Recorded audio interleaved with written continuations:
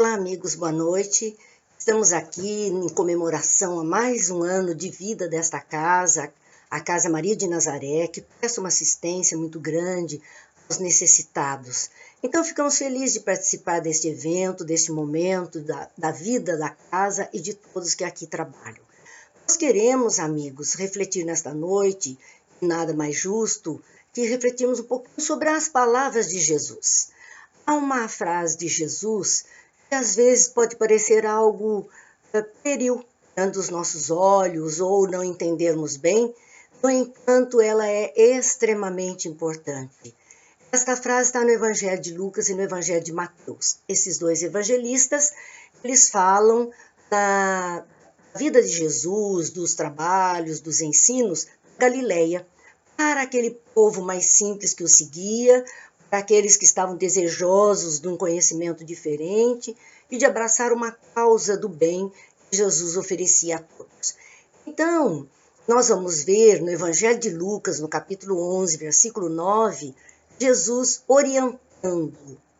Esta orientação, que é narrada no capítulo 7 de Mateus, capítulo 7, o finalzinho do Sermão da Montanha, onde Jesus se dirige não ao povo em geral, mas àqueles que estavam despertos para o seu ensinamento, que queriam alguma coisa a mais.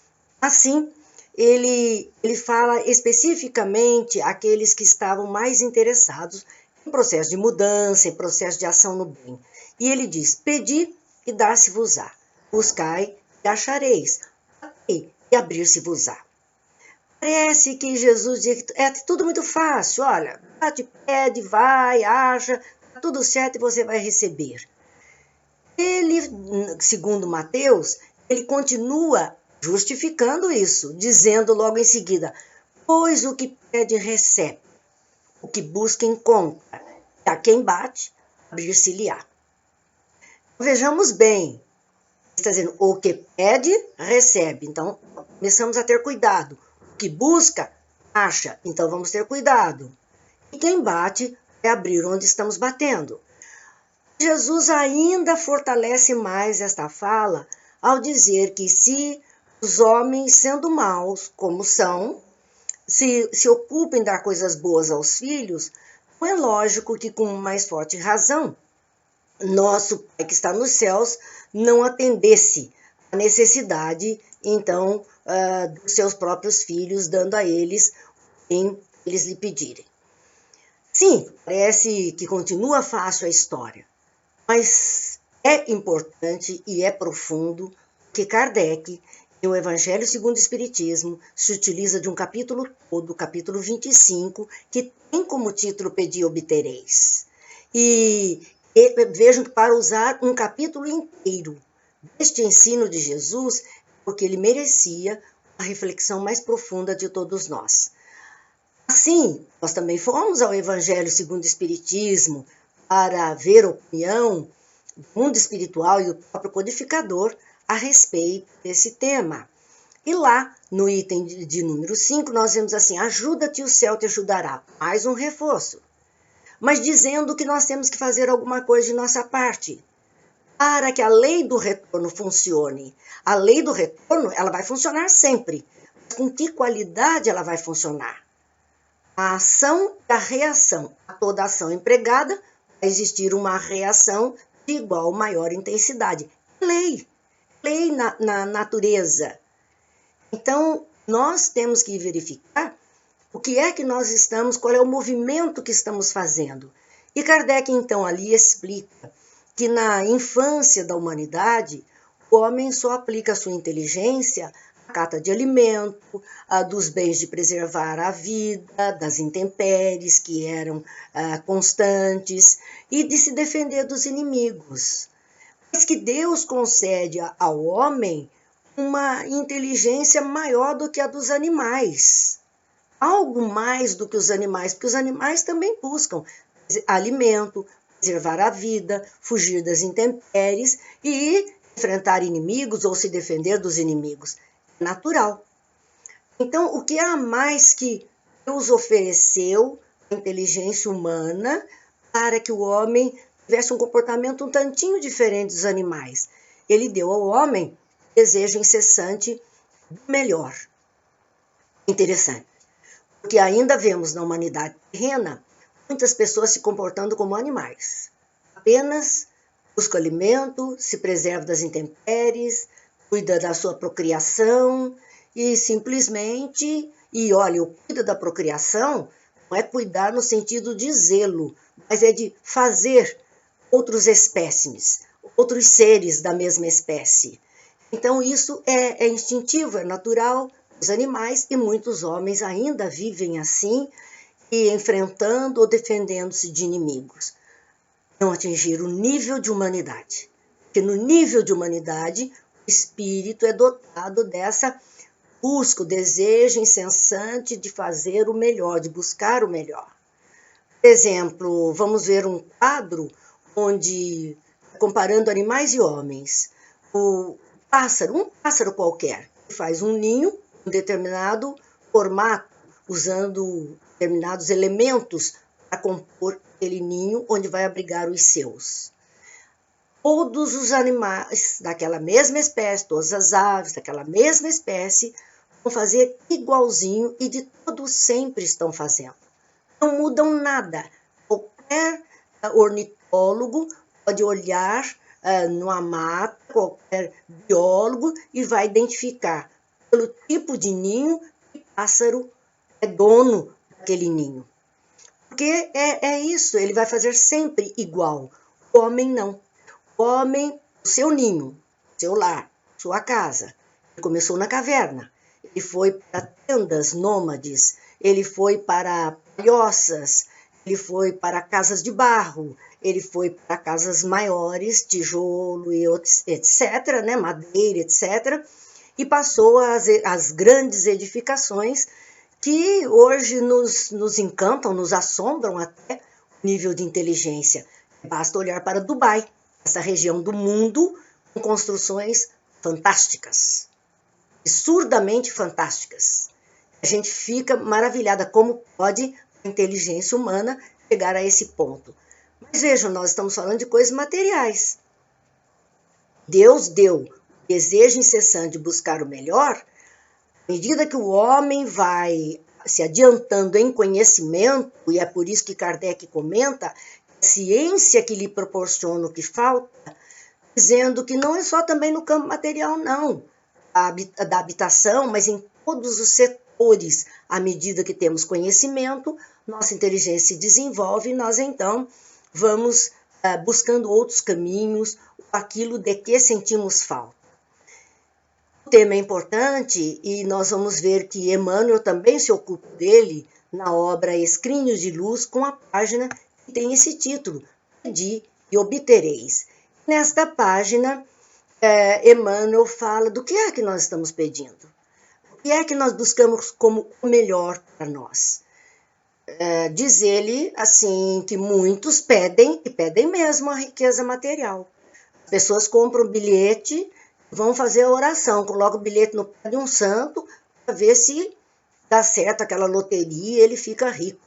E quer a riqueza material. Ele anseia por isso. Mas, ao mesmo tempo que isso é um direito dele querer melhorar nesse aspecto material, ele tem que tomar cuidado, porque ele não se previne contra as tentações da ociosidade e do egoísmo. Muitas pessoas dizem assim, eu quero ganhar na loteria, porque eu vou ficar deitado numa rede a vida inteira. Vocês já pensaram como isso cansa? Coisa terrível, ficar uma vida inteira deitado numa rede. Mas tem gente que quer. A ociosidade, não vou fazer mais nada. Ou melhor, vou fazer nada daqui para frente. Então, esta condição leva à ociosidade e leva ao egoísmo extremo, claro. E nós vemos, por conta desse egoísmo, essa ambição desmedida na riqueza material, tudo isso que está acontecendo no mundo, especialmente aqui no nosso país, onde alguns extrapolaram todos os limites do imaginável, adquirir riquezas, em detrimento do sofrimento alheio.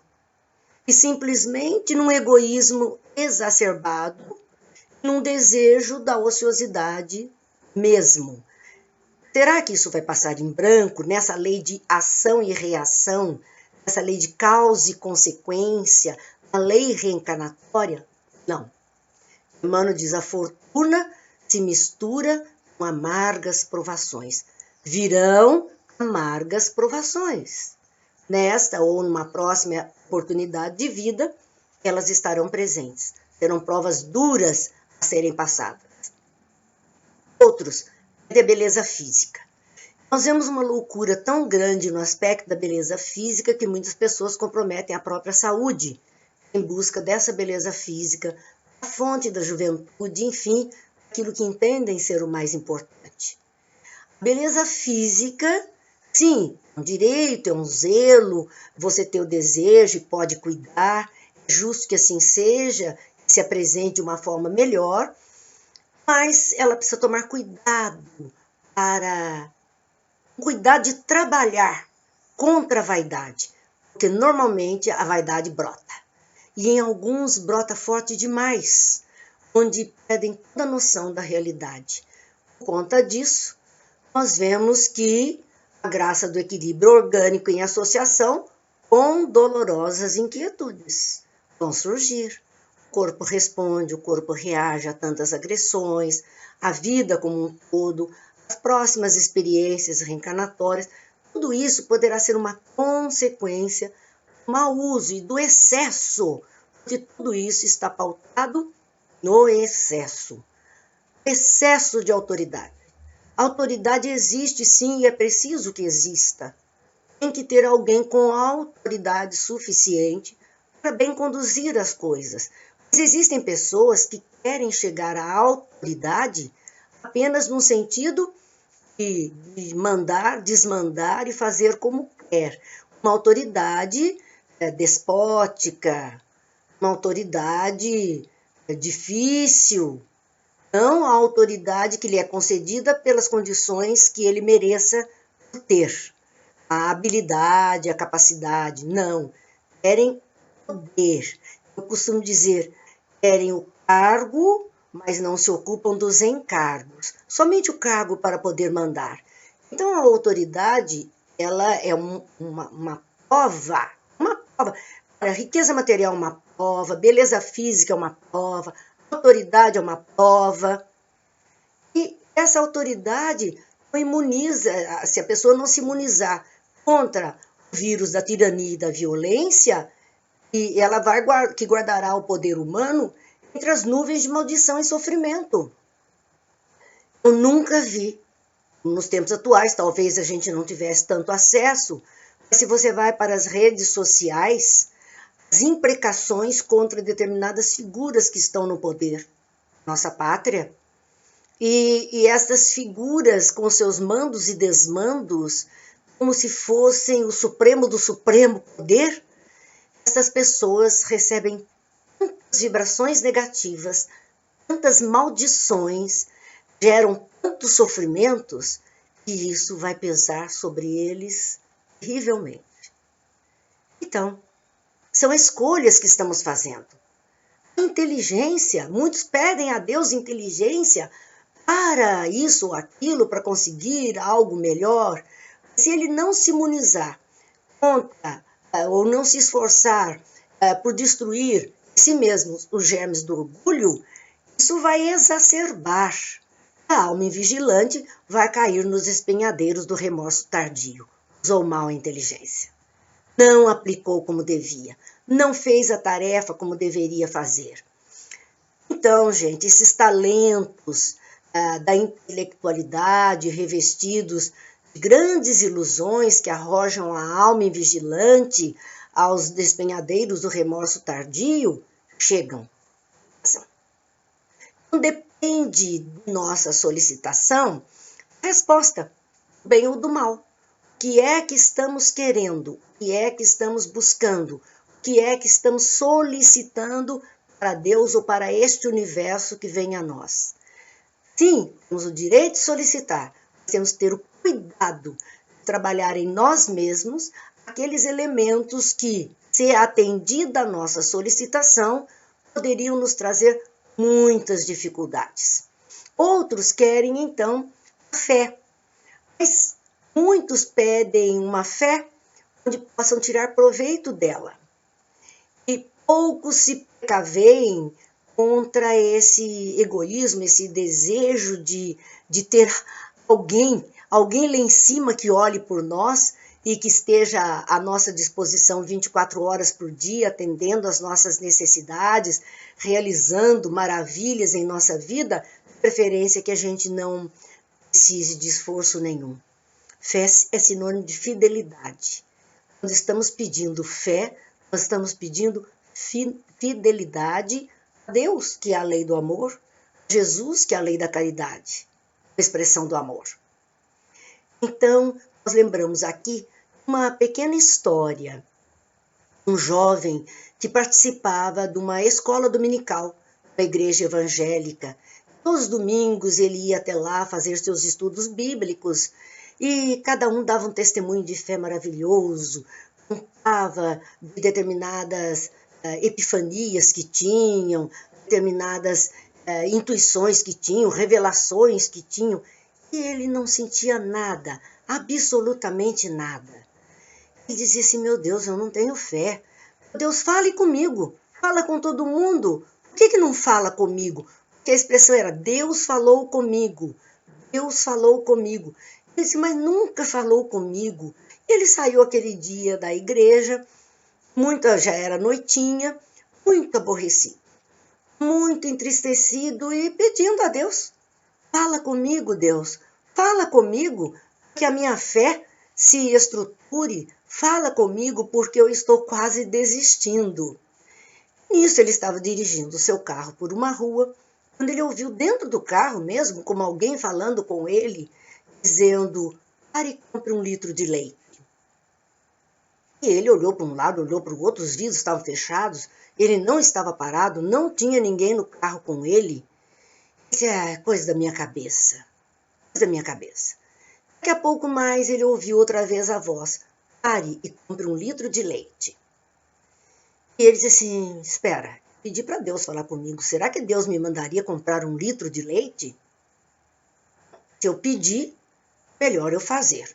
E parou uma padaria próxima, um mercadinho, comprou ali 1 litro de leite, colocou dentro do carro. Ele disse, o que eu vou fazer com isso? O que Deus quer me mostrar com isso? Andou mais um pouco, ouviu novamente a voz dentro do carro que disse a ele, na próxima esquina, vire à esquerda. E então ele disse, não, agora é demais, eu estou ouvindo demais, não, isso não é verdade, o que eu vou fazer, virar à esquerda, voltar? E ele passou. Eu me lembrei dos nossos GPS, né, ou do Waze, vai dizer corrigindo a rota, né, reconfigurando a rota, porque ele passou aquela entrada, novamente a voz disse, na próxima, vire à esquerda e volte. E ele disse, não, a coisa é séria, eu pedi para Deus, melhor eu ver o que Deus quer me mostrar. E desceu. Na próxima, virou à esquerda, voltou do trajeto. Ao chegar naquele ponto em que ele estava, onde foi falado pela primeira vez para ele virar à esquerda, ele ouviu dizer assim, entre à direita. Disse, meu Deus, é um local comercial, está tudo fechado porque é noite. Por que eu vou entrar nessa rua? É um beco. Ele ficou temeroso, ele disse, um beco escuro, à noite, chovia um pouco. Ele disse, mas Deus pediu que eu entre. Eu tenho fé ou eu não tenho fé? Eu não pedi para ter fé? Está me experimentando. Entrou naquele beco. Havia uma única luzinha, uma porta, e todas as portas que estavam fechadas naquele local. E a voz falou para ele assim, pare, entregue o leite ali. Ele agora não duvidou mais. Ele simplesmente parou, colocou o leite na porta, na soleira da porta, bateu, correu para o carro, mas ele não tinha ainda chegado no carro quando um jovem com ar transtornado, entristecido, olhou para o leite, olhou para ele e falou, aguarde um pouquinho. Correu com o leite para dentro e ele olhou, era um corredor comprido, e observou no fundo uma jovem com um bebê no colo que chorava demais. A jovem chorava também. E aí ele percebeu aquele pai colocando aquele leite numa mamadeira e imediatamente dando para aquele bebê que parou de chorar. Aí vieram falar com ele. Foi Deus quem mandou você aqui. Você é um anjo bom. Nós pedimos para Deus que nos enviasse. Porque nós estamos passando uma dificuldade enorme. E hoje não tivemos leite o dia todo e já é tarde. Nosso bebê não pôde se alimentar. O rapaz estava em lágrimas. Aqueles pediram, bateram pela fé, a porta da oração para conseguir leite para o filho. E ele chegou. Ele pediu uma experiência com Deus para poder fortalecer a sua fé. Mas Deus não faz demonstração grátis. Deus pede trabalho a todos nós. Assim, ele compadecido, voltou ao mercadinho, fez uma boa compra com todo o dinheiro que ele tinha, voltou para entregar para aquela família. Saiu feliz. Obrigado, Deus, o Senhor falou comigo. Estava estabelecido. Então, meus amigos, nós temos que pensar o que é que estamos pedindo, o que é que estamos querendo, porque é isso que vai contar em nosso favor ou em nosso desfavor.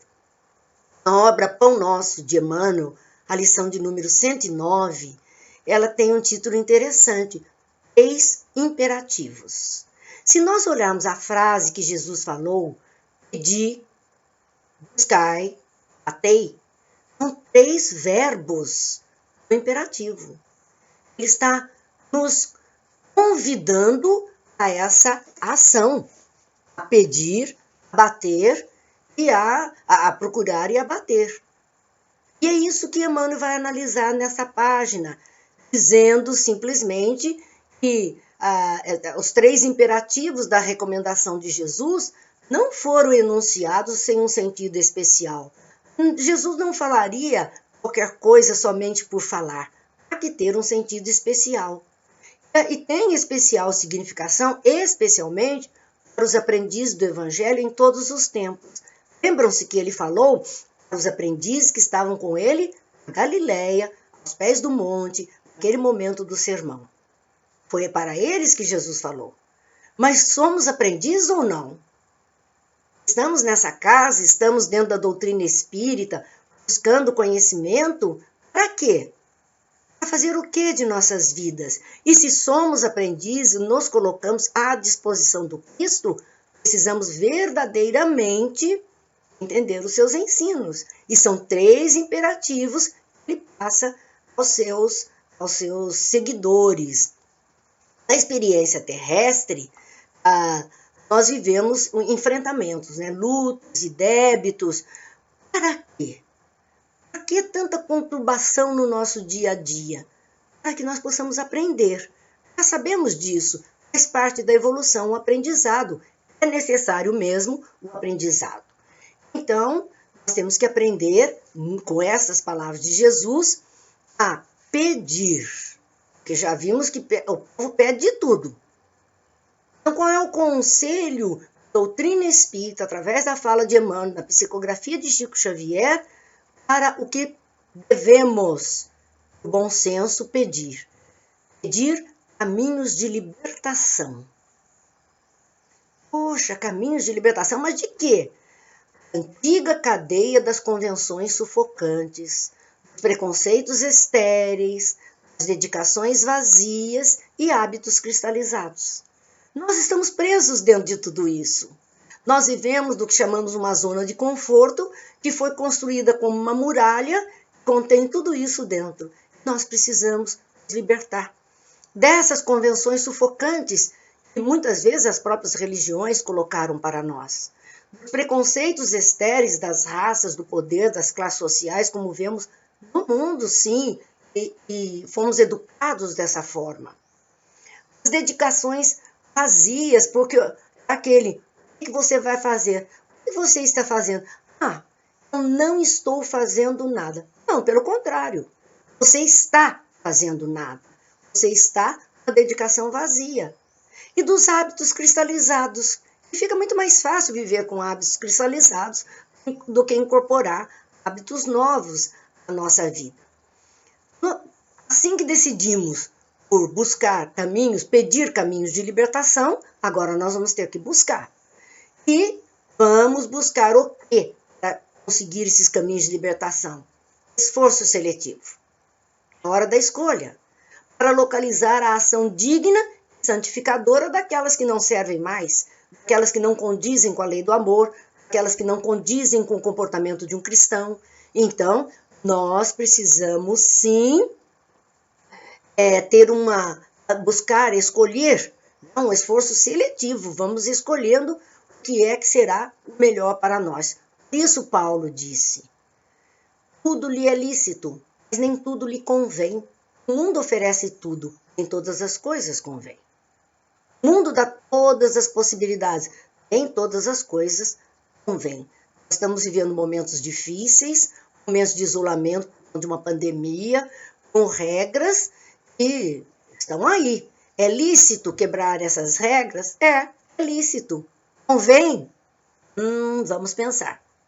Será que convém? Será que convém nos expormos tanto? Será que convém abrirmos a guarda? Nós temos que pensar. Esse é o esforço seletivo que nós temos que fazer. No fundo, é o uso da nossa inteligência, né? É o uso do nossa escolha mais feliz. Muitos continuam na vida perseguindo miragens perigosas, sonhos, fantasias, e Emmanuel diz que são como mariposas que se apaixonam pela claridade de um incêndio. O que é que vai acontecer? Se queimar, morrer. Porque elas vão em busca daquela luz, aquela claridade, e vão acabar perecendo. Então, aprender a buscar o bem legítimo é uma tarefa, é buscar bem legítimo. Assim, estabelecido o desejo, eu pedi um caminho de libertação. Agora eu estou no exercício de selecionar o que convém e o que não convém para a minha própria vida, esse esforço seletivo que Emmanuel fala.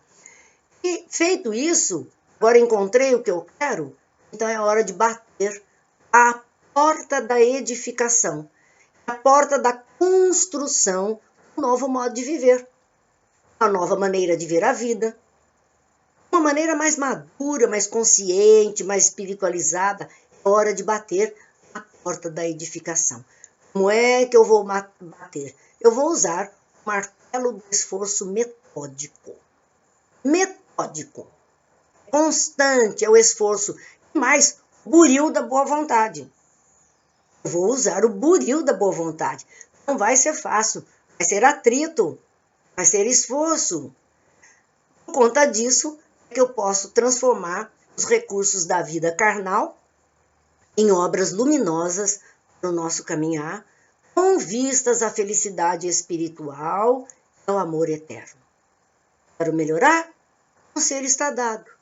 Pedir caminhos de libertação, buscar através do esforço seletivo as melhores escolhas, aquelas que santifiquem, e bater a porta da edificação com muito trabalho. Então não bastará rogar, diz Emmanuel, rogar sem rumo. Fico pedindo, não sei nem o que estou pedindo. Procurar sem exame. O que eu vou procurar? O que eu vou buscar? O que eu estou desejando? E agir sem objetivo elevado. Não basta.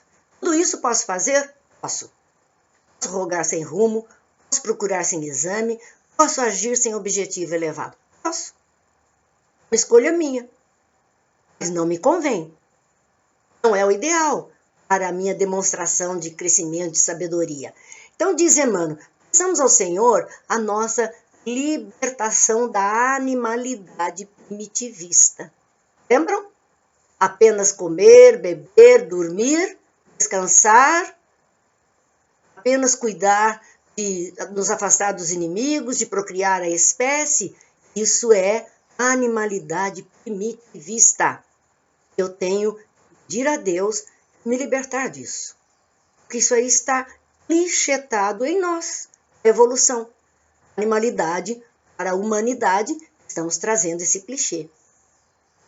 Busquemos a espiritualidade sublime. e já recebemos a condição de buscar o melhor. O melhor não é mais somente atender os prazeres materiais. Eles fazem parte, mas eles não podem chegar à exacerbação. Eles têm que serem contidos à medida do necessário, que busquemos coisas mais elevadas, essa espiritualidade sublime.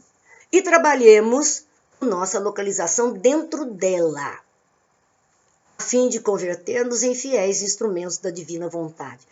Olha, trabalhar pela localização dentro da espiritualidade sublime. Porque às vezes, as casas espíritas, e vamos falar da casa espírita, nós vemos pessoas que entendem que essa espiritualidade sublime que estamos buscando, essa maneira de ver a vida diferente, e ela quer se posicionar, quer fazer tanta coisa, vai metendo os pés pelas mãos. O que Emmanuel está dizendo é qual é a nossa localização dentro desse nível de espiritualidade. O que é que eu posso e em que nível eu estou? Eu acho que valia a pena para nós voltarmos ao Livro dos Espíritos, as questões de número 100, as próximas, onde Kardec fala da escala espírita. E aí vai nos ajudar a saber em que nível espiritual nós estamos e o próximo nível que desejamos conquistar, qual será. Vale a pena, meus amigos, porque aí nós teremos uma avaliação mais justa, nos localizarmos dentro desse nível de espiritualidade sublime que um dia chegaremos a ter por inteiro. Agora, temos momentos, temos atitudes algumas, e somos sim fiéis instrumentos da divina vontade no pouco. Mas nós precisamos, como diz o Evangelho, ser fiéis à divina vontade no muito. Isso só a maturidade do espírito conseguirá fazer. Então, no capítulo 25, voltando lá às reflexões do Evangelho, nós vamos ver o item falando especificamente do ajuda-te, o céu te ajudará, o comentário feito no Evangelho segundo o Espiritismo é interessante e é um comentário que se reporta ao livro dos Médiuns, do capítulo 29, item 291, que fala desse ponto de vista moral. Ponto de vista moral, porque o Espiritismo é a definição lindíssima do Dr. Bezerra, né? Que é a filosofia de bases científicas e consequências ético, morais e religiosas. Então, do ponto de vista moral, nós precisamos, diz lá o Evangelho, pedir a luz que vos clareie o caminho, e ela vos será dada. Só que a espiritualidade, que Deus, que os bons amigos espirituais clareiem o nosso caminho, a luz, que a gente enxergue o caminho do bem. De forças para resistirdes ao mal, as tereis.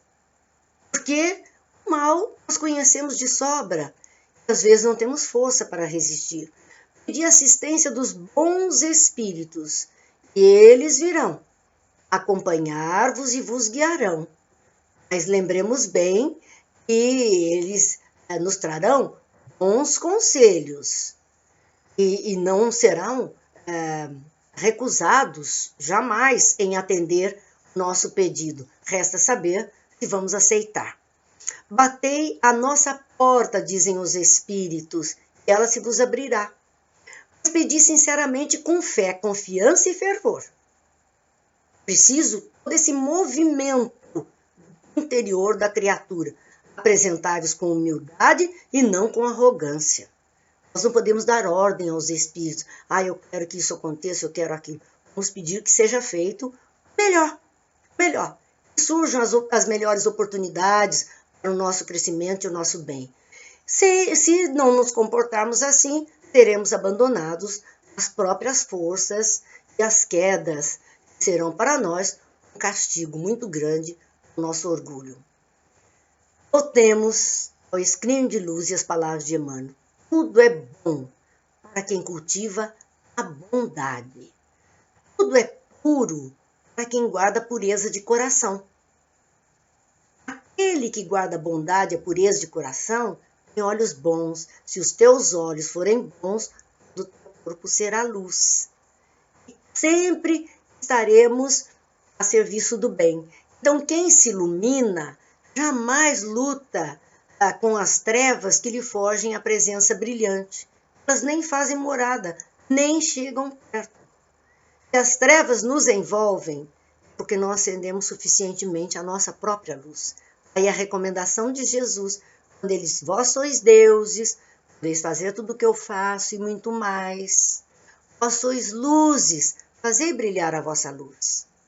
Porque a treva se afasta. E a nossa luz, com certeza, vai brilhar através do conhecimento do bem, da aplicação desse conhecimento no bem, não só para nós, mas para todas as criaturas.